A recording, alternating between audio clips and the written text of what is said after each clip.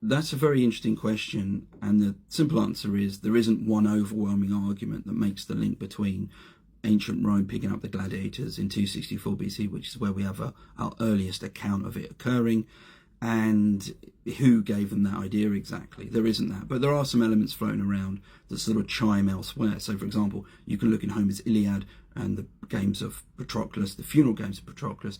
There you have a number of different events. You have wrestling, you have boxing, but you also have ritualized combat in which bloodshed is part of it, and that actually gets called off. It's between Diomedes and Ajax, and it gets called off because it looks like it's going to get too dangerous. And that didn't exist in isolation. There is a link between bloodshed and the spilling of blood as a part of appeasing the deceased. And I think there's a connection there that is worth considering. But moving closely, or more closely, to the 3rd century BC, both in timescale and in terms of geography, you've got two peoples who are argued as being possibly the main contributors for the idea of those games in 264 BC having gladiators. You've got the Etruscans and you've got the Lucanians to the south.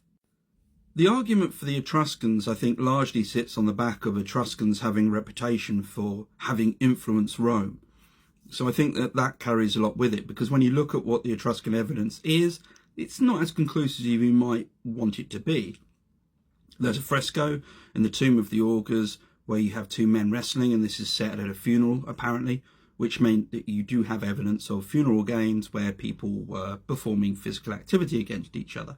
But what you don't have is ritualized combat or evidence of it. Saying that, they'll find a tomb tomorrow and this video will be immediately outdated. And in a way, that will be great. I'd be very happy with that. We also have textual evidence, because a couple of the sources do say this is where Rome gets its idea for the gladiators from.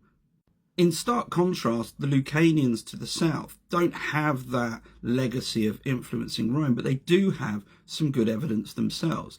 We've got the textual evidence. For example, you've got Livy, who states that after a war where people in the region fought alongside Rome, they had a cultural practice of making the prisoners that they captured fight each other, and Rome was quite surprised by this. But then there's also the frescoes. So you've got frescoes from Paestum, which are Lucanian. Lucanians take Paestum in the 5th century BC, and these tomb paintings are, or tomb frescoes, are quite wonderful, but also really quite disturbing, because they show funeral games going on, and there are definitely a couple of instances where you've got individuals fighting each other and injuring each other, and you can actually see the blood spurting out and whatnot. And I think there's one which looks very bad for one particular combatant. I don't think he's getting up anytime soon. So what we have there is more of a smoking gun, if you want to put it that way, and it's a better argument than we have from the Etruscans, but again, that could change.